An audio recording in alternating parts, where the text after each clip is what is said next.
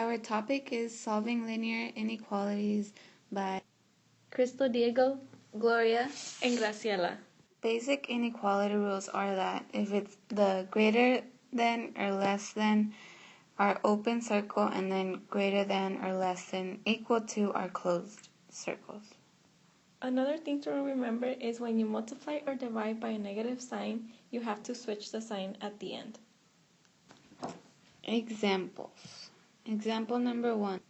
4x less than negative 24.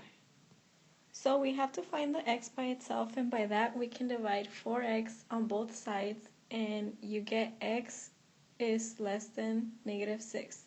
So when you graph it on the number line, it shows that the number goes to the left side of negative 6, and it's an open circle because it's not equal to, it's just less than negative 6.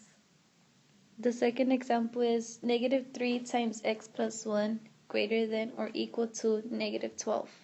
So here we also have to find x by itself, but since we have to distribute the negative 3 to the x plus 1, so we get negative 3x minus 3 greater than or equal to negative 9.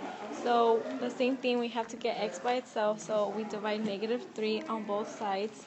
And since we're dividing by a negative, we change the sign at the end, which leaves us to x is less than or equal to 3. And when we graph it on the number line, it shows that the line is going to go to the left side of 3 towards 0 with the closed circle because it's equal to or less than. 7 is less than or equal to 5x minus 3 less than equal to 32. So the same thing here, we have to get x by itself, and by that we first have to get rid of the middle. So we will add 3 on both sides, which gives us 10 less than or equal to 5x less than or equal to 35.